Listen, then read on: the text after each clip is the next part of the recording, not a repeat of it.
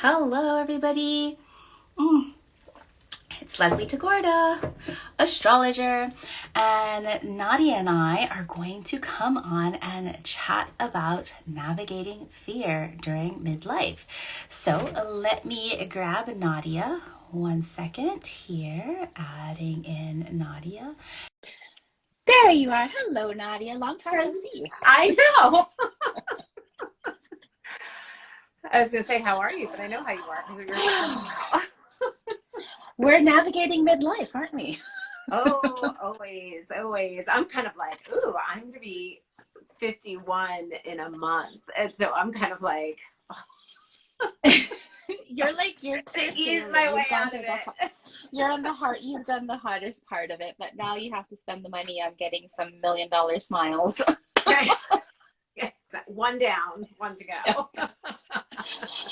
Oh, well, thank you everyone for joining us today because Nadia and I wanted to come in and share a little bit about navigating fear and trauma during midlife because we are collaborating and co-creating an amazing 4-week experience, Chiron and midlife healing. Starts on Monday, and I am so excited um, because, you know, I'm all about death and rebirth, like figuratively, literally in my chart. And it's a promise to just heal Yeah. yourself in an intensive and in a very gentle way. Because I know while I love to deep dive into all things death and rebirth, not everybody is like me. And so I know a lot of fears come up for people, and that's kind of what we're going to be Yeah. talking about today.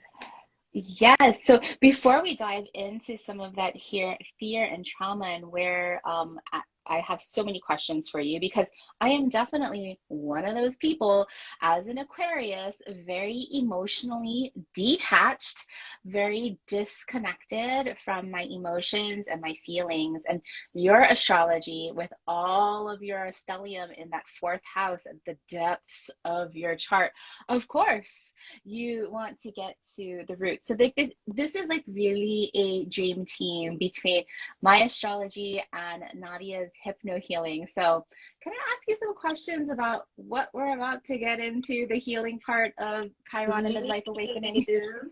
please, please, please.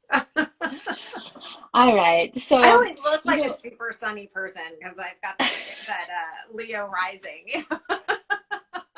and inside you're all goth. Totally. My poor husband. So you'll be guiding us for each of our 4 sessions. We're meeting on Mondays, and you'll be guiding us through some hypno healing. And I know that the first time I tried hypno healing, I was a little bit freaked out. I didn't know what, if any, fears were going to come through. And so, could you tell me a little bit about fear and how that works during healing? Yeah, well, there's a lot of information about fear. And so one is that fear is a survival instinct. Okay. And so fear shows up in four different ways as fight, flight, freeze, and fawn responses. And what's happening, I'm going to dork out a little bit about brain science, is that, when we're talking, we're using our executive functioning and the front part of our brain, and it's very logical and it's linear and it's rational. And then we have our amygdala, which is our fear center, and that is the oldest part of our brain. It's that primal part of our brain. And Mm. so when fear comes up, that amygdala gets activated, and that part of you literally thinks that you're getting chased by a saber-toothed tiger, right? And so the fear shows up in four different ways. Like I said, fight, flight, freeze. And now there's new research, which is the fawn response. Ooh, Yeah. Oh my God. You're going to love this one. I'm going to save that one for last. And so okay. the fight or flight response, that triggers your sympathetic nervous system.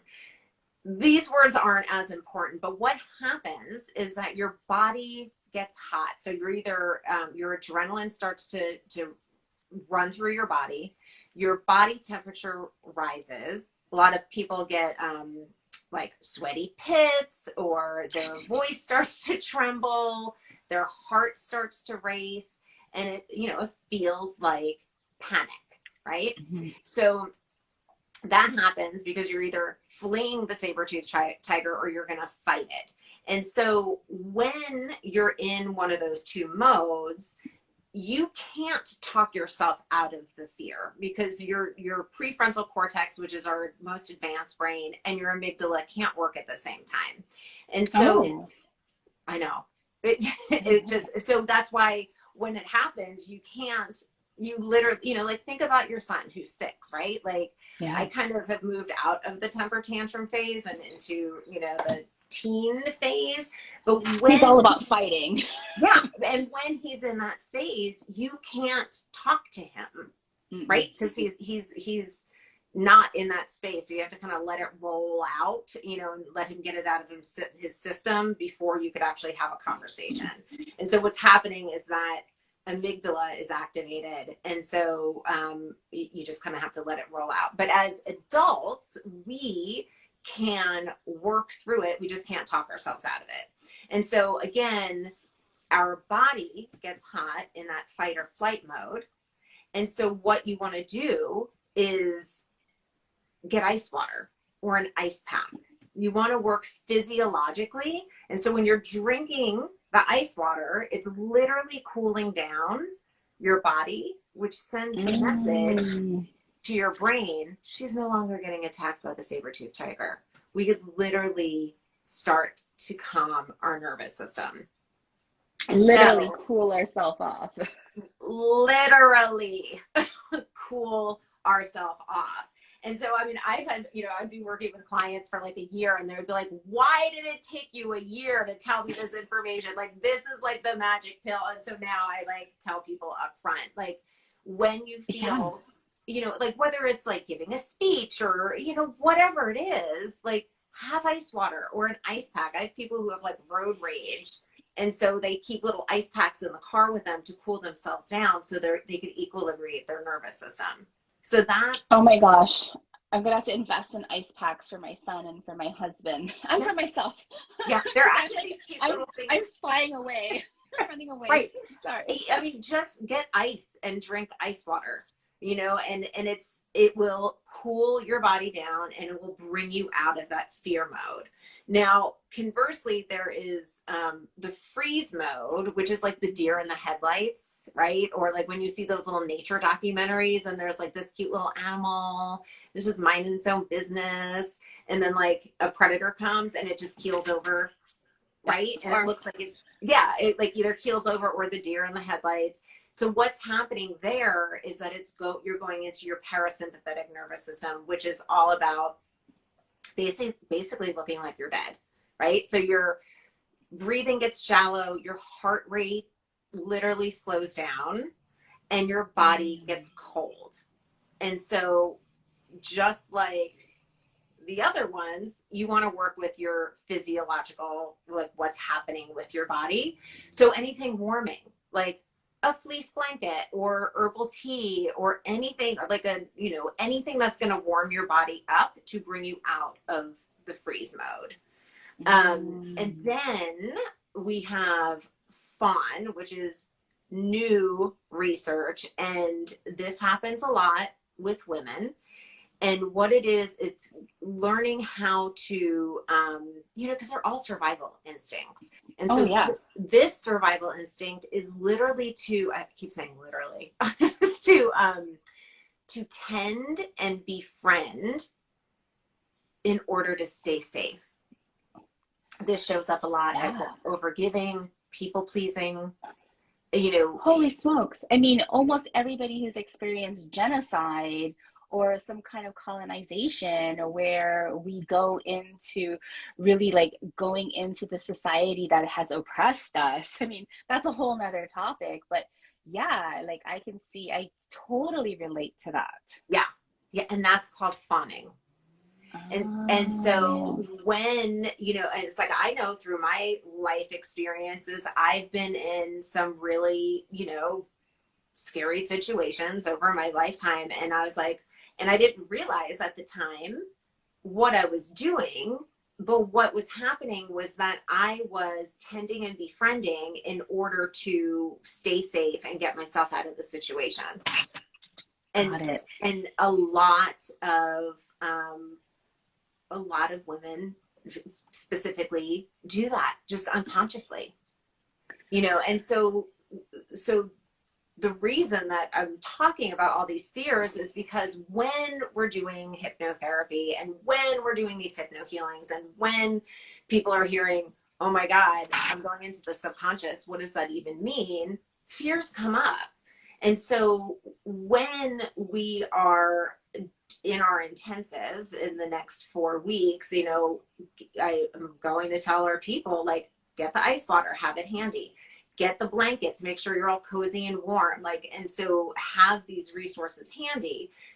That being said, your wise self is going to be leading the way through these sessions, and we're going to just dip in, get the information, heal the inner child, reparent that inner child so they have some new resources and so that they can navigate the wound, so that they could they could repattern their brain and their energy field so that you could have some healing happen. um, Mm. so that's essentially what's happening. Oh my goodness. Thank you for sharing all of those different types of fears and how they like work in our brain. Because I was this year's young when I finally learned that, oh no, you cannot reason with somebody who is like screaming and fighting back. And why I run away or why I fawn. I'm not a fighter. I'd rather run away. But yeah, that really eases my heart in terms of like coming back to the hypno healing that we'll be doing.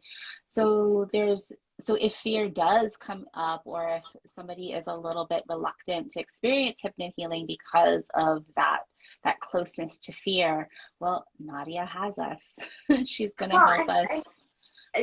yeah, and I've been doing this for over 20 years, and so, and one of the things also, one of the biggest questions I get is, what if something comes up that Mm, I didn't know about, and a memory is unlocked during the process.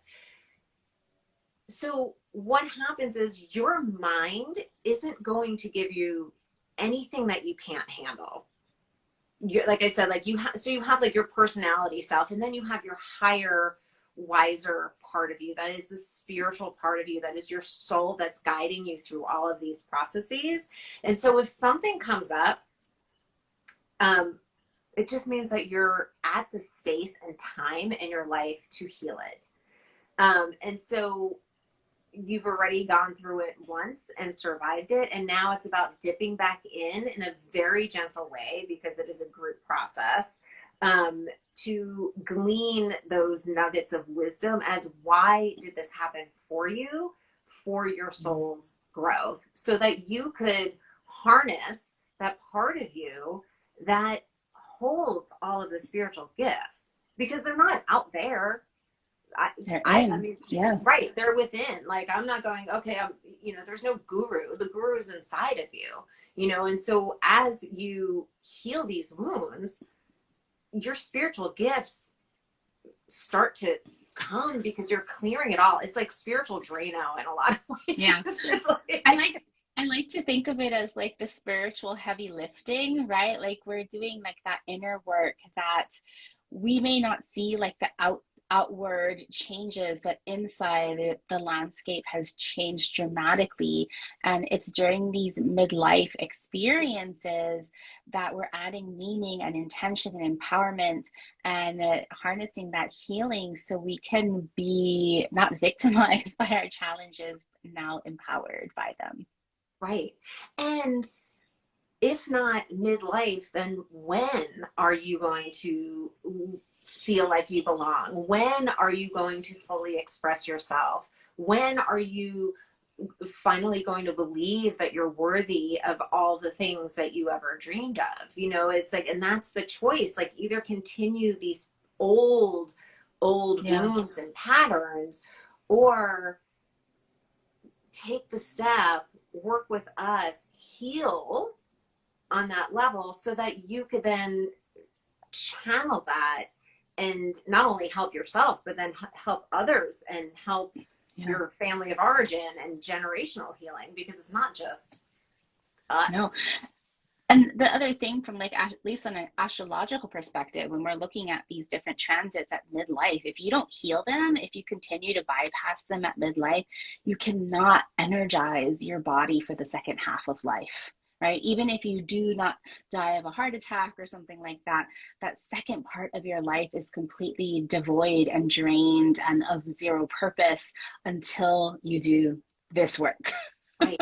Right. And on, you know, because people are like, well, I didn't choose my family and blah, blah. And then you could just stay in that victim mentality. Right. But Mm-hmm. on that soul level, we chose our family, we chose our relationships, we chose life experiences before we came down in human form, so that we could grow and evolve as a soul. And so when you, and I know that's a pretty out there perspective, but when you start to see life in that way of, how did I co-create this experience for my growth? You step out of that victim, um, Yep. persecutor, rescuer energy. Whew. Yeah, we're going to talk about that when we talk Mhm. about Chiron. And so it's just, I think it's really powerful work that we're bringing through. And I really hope that everybody can join us, that you have the time to cultivate your soul and your self care with us over the next 4 weeks. It's 4 weeks, October 17th through November 7th. We'll be meeting every Monday at 2 p.m. Pacific for about 90 minutes, where half the time we'll be talking about astrology, the other half of the time we'll be doing some hypno healing as a collective. I'm really delighted with how everything is turning out for the curriculum that we've developed. And we chose 4 weeks because we understand how busy you all are. And we wanted to really create an efficient um, container and safe container for you, so that you could do your healing work in a space with other women and other humans who showed up and who are, you know, who are ready. And I Yeah. know both you and I are in our Chiron, and it's Returns. Yep. you know, We're at the and tail end of our midlife awakenings. So we have yeah, like but full you know, when I was in perspective. the thick of it at 44, I would have never expected to be where I am now. I didn't really expect to live through the death of a child. And Yeah. because I chose to intentionally heal the wounds, because the only way through is through, otherwise you're just going to keep True. repeating your patterns. And Yep. so taking those steps for yourself to heal, so that you could really live your soul's purpose and shine and be the most authentic version of yourself, a 4 week container to kickstart that, I mean, to me, it's a no brainer. Yeah, to clear the way. And I know we've had some questions about if you're past that kind of midlife, that 51, 52. And I'm talking about midlife from an astrological perspective. There are transits that happen between 36 and 50-ish that are our midlife transits. And I know there's some people who are asking, well, what if I'm past that age range? Is this experience still good for them? And the answer is, if you are looking to add meaning and connect the dots to the experiences that you went through and maybe clear some paths that you didn't get to clear, then for sure this is for you.